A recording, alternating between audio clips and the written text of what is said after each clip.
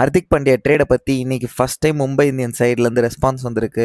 அது ஆனால் எவ்வளோ நம்புற மாதிரி இருக்கு, இல்லைனா இதுவும் ட்ரேட் விண்டோ பாலிடிக்ஸா? அப்புறம் வந்துட்டு SC20யோட அப்டேட்டு, இந்தியா ஸ்குவாட்ல வந்துட்டு ஒரு இம்பார்ட்டன்ட் ரீப்ளேஸ்மெண்ட் பற்றியும் பேச போகிறோம். So hi guys, welcome back to கிரிக்ராண்ட். இப்போ நம்ம ஃபர்ஸ்ட் டாபிக்லேருந்தே போயிடலாம். ஹர்திக் பாண்டியா ட்ரேட் வந்துட்டு ஃபைனலாக மும்பை இந்தியன்ஸ் சைட்லேருந்து ஒரு ரெஸ்பான்ஸ் வந்திருக்கு. என்ன சொல்கிறாங்கன்னா, எம்ஐ மேனேஜ்மெண்ட்லேருந்து நாங்கள் ரிவ்யூ மீட்டிங் முடிச்சதுக்கு அப்புறம் தான் எந்த டெசிஷனா இருந்தாலும் எடுப்போம் அப்படின்னு சொல்லியிருக்காங்க. இப்போதைக்கு ட்ரேட் டாக்ஸ் எதுவும் இல்லை அப்படின்னு சொல்லியிருக்காங்க. இது வந்துட்டு அஃபிஷியலா ஒரு ரிப்போர்ட்ல வந்துட்டு ரிப்போர்ட் பண்ணியிருக்காங்க. ஆனா இது வந்துட்டு அப்படியே நம்புறீங்களான்னு கேட்டாங்கன்னா கிடையாது. எனக்கு கொஞ்சம் டவுட் தான். ஏன்னா IPLல வந்துட்டு பெரிய ட்ரேட்ஸ் எல்லாம் இப்படிதான் நடக்கும். பப்ளிக்கா வந்துட்டு ஒரு டிஸ்கஷனும் இருக்காது, எதுவும் நடக்கலன்னு சொல்லுவாங்க, இப்படிதான் வந்துட்டு பேசினே இருப்பாங்க. ஆனா பேக் எண்ட்ல நெகோசியேஷன் கண்டிப்பா நடந்துட்டு தான் இருக்கும். இது ஹர்திக் பாண்டியா மாதிரி ஒரு பிளாக் பஸ்டர் ட்ரேட் நடக்கும்போது அதனால லீக் ஆகாம கான்ஃபிடென்ஷியலா ஹேண்டில் பண்ணணும் தான் எல்லா பிரான்ச்சைஸியும் ட்ரை பண்ணுவாங்க. அதனால எம்ஐ இப்படி பேசுறது வந்துட்டு நார்மல் தான். அதே மாதிரி தான் CSK சைட்ல இருந்தும் அஃபிஷியல் கன்ஃபர்மேஷன் எதுவும் வராது.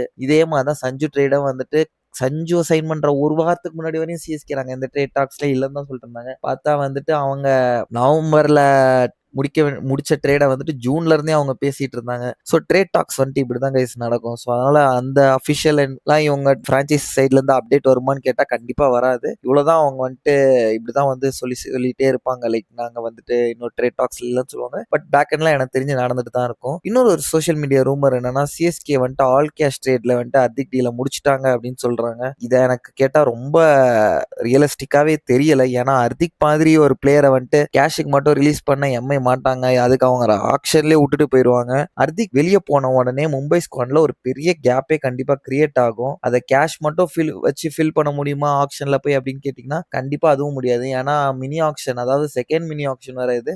ஸோ அதனால குவாலிட்டியான பிளேயர்ஸ் யாருமே இருக்க மாட்டாங்க. ஸோ அதனால ரீப்ளேஸ்மெண்ட் பிளேயர் கண்டிப்பா வேணும்னு நினைப்பாங்க. இங்க தான் வந்துட்டு எம்ஐக்கு வந்துட்டு ஒரு பெரிய கேப் இருக்கு. அவங்களுக்கு வந்துட்டு மிடில் ஓவர்ஸ்ல வந்துட்டு ஸ்பின் ஹிட்டிங் பிளேயர்னு யாருமே கிடையாது. தூபே வந்துட்டு மிடில் ஓவர்ஸ்ல ஸ்பின் ஹிட்டிங்ஸ்க்கு செம ஆப்ஷனு. ஆனா ஹர்திக்கோட கம்ப்ளீட் ரீப்ளேஸ்மெண்ட்டான்னு சொல்ல முடியாது. ஏன்னா இந்த ட்ரேட் நடந்தா எம்ஐ வந்துட்டு இதை மேக்ஸிமைஸ் பண்ண தான் பார்ப்பாங்க. ஸோ CSK கிட்ட இருந்து கண்டிப்பா ஒரு குவாலிட்டியான இந்தியன் பவுலர் இன்க்ளூட் பண்ண வேண்டியதா தான் வரும். அது ஒன்று அன்சுல் கம்போஜா இருக்கலாம், இல்லைன்னா கலீல் அகமதா இருக்கலாம். மும்பைக்கு இப்போதைக்கு பவுலிங் ஸ்ட்ரென்தன் பண்றதும் ரொம்ப முக்கியமான விஷயம் தான். ஸோ டீல் நடந்தா பிளேயர் எக்ஸ்சேஞ்ச் இருக்கும் தான் எனக்கு கண்டிப்பா தோணுது. கண்டிப்பா ஆல் கேஷ் ட்ரேட் வந்துட்டு நடக்காது, நான் 100% சொல்லுவேன். ஸோ ரிவ்யூ மீட்டிங்க்கு அப்புறம் என்ன டெவலப்மெண்ட்ஸ் வருதுன்னு வந்துட்டு அவங்க சொல்லுவாங்க. அதாவது அவங்க இன்னும் கொஞ்சம் அக்ரெசிவா இந்த ட்ரேட் டாக்ஸ் கொண்டு போவாங்கன்னு நான் நினைக்கிறேன். அதுக்கப்புறம் வந்துட்டு குயிக் ஒரு SC20யோட அப்டேட் என்னன்னா, லாஸ்ட் வீடியோல சொல்லியிருந்தேன் இந்த மாதிரி ரிட்டர்ன்ஸ் அண்ட் ப்ரீ சைனிங்ஸை பத்தி செப்பரேட்டா ஒரு வீடியோ போடலான்னு பிளான் பண்ணியிருந்தேன். ஆனா இன்னும் அஃபிஷியல் அப்டேட் எதுவுமே வரல. உண்மையை சொல்லணும்னா SC20 வந்துட்டு ஒரு ப்ரொமோஷன் ரொம்ப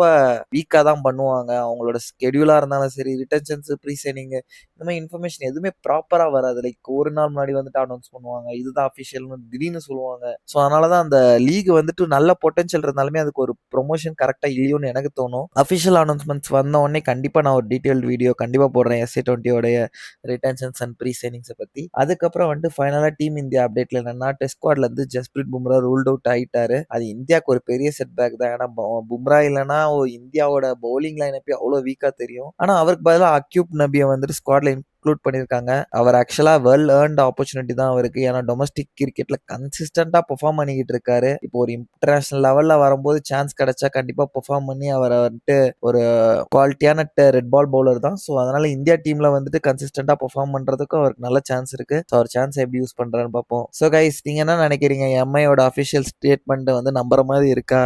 ஹர்திக் பாண்டியா ட்ரேட் நடக்குமா? CSK யார் ஆஃபர் பண்ண வேண்டியது வரும் அப்படின்னு நீங்க நினைக்கிறீங்க? உங்களோட தாட்ஸை வந்துட்டு கமெண்ட் செக்ஷன்ல போடுங்க. வீடியோ பிடிச்சிருந்தா லைக் பண்ணுங்க, ஷேர் பண்ணுங்க, சப்ஸ்கிரைப் பண்ணுங்க கிரிக்ராண்ட்டுக்கு. Bye guys, see you in the next video.